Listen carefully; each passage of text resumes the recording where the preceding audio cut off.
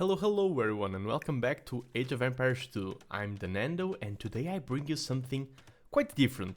This is a show match that was played, and in the blue color here in the north we have Oladushek playing as the Sicilians, and in the red color in the south we have Yomi playing as the Chinese, and these two are quite high elo players, sitting at around the 2k elo mark, and they are playing a show match for a competition known as the Specialists Cup. This is a new event in the Age of Empires world, and it's unlike anything that I've seen before. Xardas is organizing this event, and he is being really active, trying to gather more players, organizing this show match, and the concept of Specialists Cup is quite unique. Players can choose 1 or 4 map pools, 2 or 4 when they register, and the concept of this tournament, let me just see this scout engagement, this can be quite important, and will one player run away, or they will both commit, and this will be a 50-50. And this is so frustrating because if you are the losing player, you just lost your scout. That's such an annoying advantage to give your opponent, and Oladushek takes it. Yeah, this is frustrating. Now Yomi won't be able to scout the map. They do start both players with this gold and stone pile in the middle, but we'll go over the map in a second. This is a Specialists Cup. There's 4 map pools available. You can register for the open land maps. That's my category. I've registered for that event.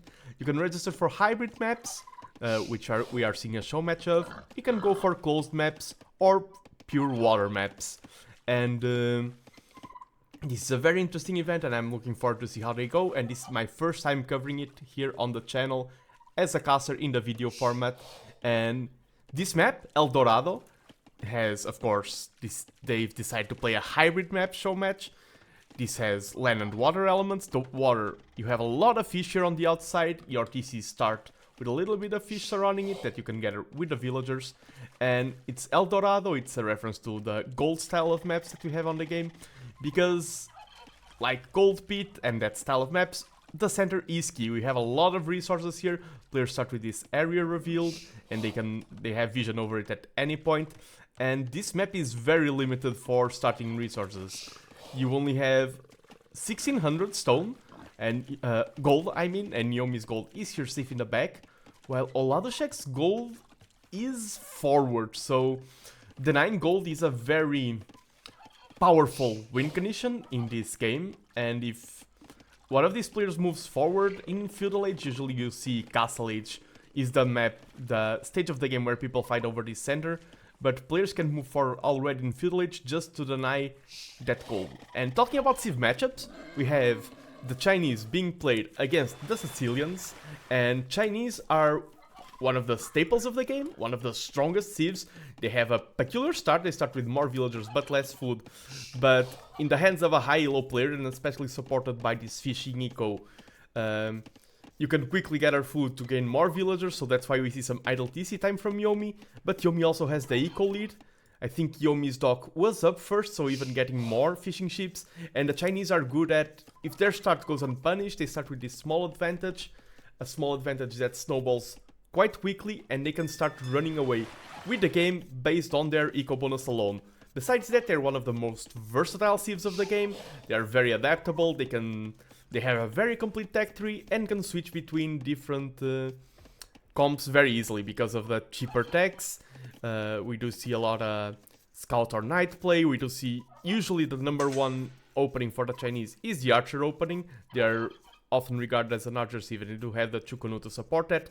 And on the other side we see the Sicilians. Now, Sicilians are often a peculiar pick. I feel like we either see Sicilians be very dominant, and then we're like, damn, I forgot how strong Sicilians could be. They have peculiar strategies, but they pull them off so well. Or we see Sicilians fail, and then we're like, okay, why did you pick the Sicilians? I feel like there's no in between. Sicilians either dominate or they get dominated. And but at this high elo, I think things will be way more even, and we do see Oladushek going forward. It's not a dungeon, a mining camp, and this is so important.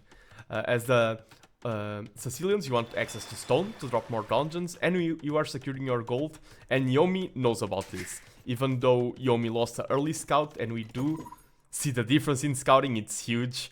So Yomi with a lot less information, but they know what's happening at the center at all times. It's part of the map script.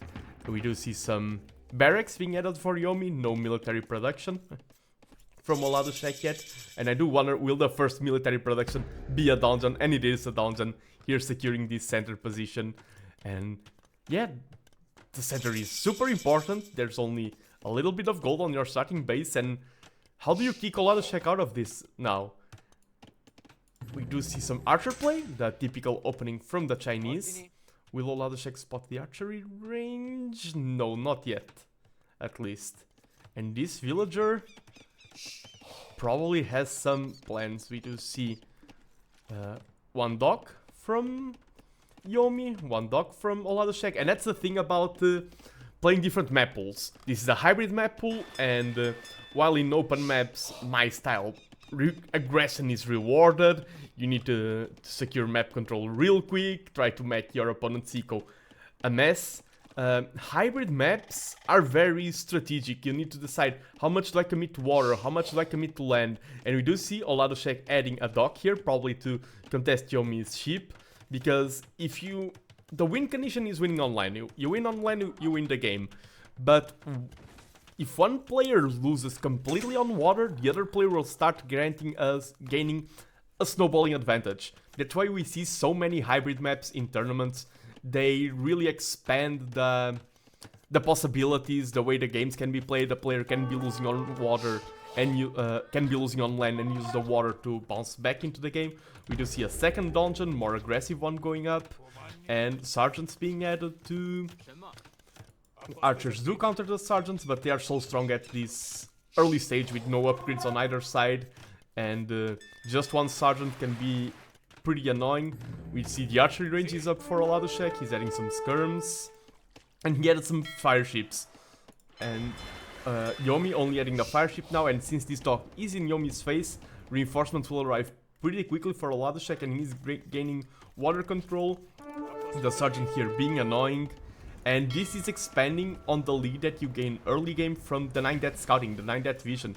You're making so that your opponent is playing a very confined map. We see no vision for Yomi, while Oladushek can see almost the entire map, is picking more and more fishing ships. Entire water economy from Yomi is out, and now those fishing ships will just grant you a trickle of economy. It will just be more and more food going in for you, and you don't even need to manage it. Just leave them be, and it's pure profit. And if Oladushek can even clear the dock, that will be full water control, and you never want to let your opponent have full water control, because yes, in Castle Age you can start adding TCs to boom with villagers, but you can do that right away with fishing ships in Feudal Age. And yeah, Yomi getting pressured on land, getting pressured on water. It's as I said, Sicilians are a win or lose civilization. I mean, all civilizations of the game are a win or lose, but Sicilians, once they get this pressure going, it's hard to stop. And Yomi, yeah, using the market, clicking up to castle, you need to open up your tech tree, you need to have options to deal with this. Get some siege, get either some knights on your opponent's eco, that could be good, but we see no stables yet. We do see archer production, so if these crossbows, they will be crossbows in Castle Age, can make their way into Oladushek's economy, they can start wreaking some havoc. And we see Oladushek, the villager there, got targeted by a wild animal, and will he add a second dog here to the corner? Yeah, probably. And this is what pressure gains you. None of these players in a normal game would ever be floating this much. Of course, the only time where you can float wood is when you're researching Castle Age. Yes, this could be food eco, but I don't dislike this floating wood because you can use that wood to drop TCs, to drop monasteries, to drop siege workshops, to then build mangonels and keep building more archers. So I saw the wood for a second, and I was thinking, yeah, this is what chaos brings you. Your opponent's eco gets unbalanced, but I do feel like in this playstyle, wood is not... floating that much wood at this time of the game is not that bad. But this will be important. Oh, this ran out so quickly. This is already only 400 gold, And remember, this is all the safe gold that Yomi has access to. Oladushek can play this defensive, he just needs to add some more dungeons. We do see Oladushek move towards the stone. A castle here, and you don't need a dungeon to secure this gold, it's already safe, you have good military. A castle here and your opponent is out of the game due to lack of gold. This map, this is my first time spectating this map and casting it. Very punishing, it really rewards map control. There's no gold at all in our starting base. This is the last tile of gold. And we do see Yomi moving out, and at this stage, yeah, archers are countered by towers. I do feel like the play is go to your opponent's main base. If your opponent is being on the aggression, usually they don't have that safe of a base, because all of their defense is this. The defense is the aggression. They have no walls, they have no building, and all of this wood eco getting picked off would have been huge. And we do see yeah, that's the thing. When we see low elo players, for example, when you play cavalry, you can pick your engagements. But that happens at all elos and with all units. Archers counter we do see the sergeant spectacularly. But if you don't like a battle, don't take it. And this is a good play by Oladushek. He knows the army is there, he knows his army can't fight this army. So he just goes around. We do see the Scorpion get sniped by the crossbows. The siege here does stop the sergeant push, and the crossbows are not finding that much damage. And usually as a Chinese player you have the better start. You can just... if the game is passive, you can just run away with it. But in this specific game, Yomi has run out of gold, and the water booming from Oladushek. He already has almost 10 vil lead. So in this particular game, oh, we do see the sergeants trying to pick off the mangonel. The repair vils are in. Oh no, they aren't repaired. This is so wonky. And the mangonel goes down. Okay, okay. They are so tanky already. With the 2 chainmail armor upgrades, they get stronger once Castle 8 is reached, the sergeants. Yomi is forced to move to stone. Probably wanted to get more and more gold, but no access to gold at all. And we do see the castle from Oladushek being dropped. This is a very powerful castle, and that's the thing. Usually when you are behind, the question I always ask is, what's my route to victory? How can I win this? Because players can do comebacks. But right now, Yomi is in such a tough position, and I feel like the 3 elements were losing the scout. I feel like losing the scout was very painful for Yomi early on. Then losing the water was the second, and then getting the Golden Knight and the map control. I feel like Oladushek tried different things in this game, had like 3 or 4 battles that he wanted to take, and he gained an advantage in every single one of them. And now things are snowballing. Now Yomi needs to find a way to get back into the game, and Oladushek, when you're ahead, just get more ahead. Get a DC, get more eco lead. Yeah, Yomi is the player who needs to make things happen now. Oladushek can just sit down, relax. We already see 2k res collected lead for Oladushek, and he does have the eco lead, the eco KD lead. But yeah, these hybrid maps, and my first time watching El Dorado, this is a very ruthless map. I feel like you need to go to the center early, and Sicilians, it's my first time seeing them here on this map, considering the dungeon and everything.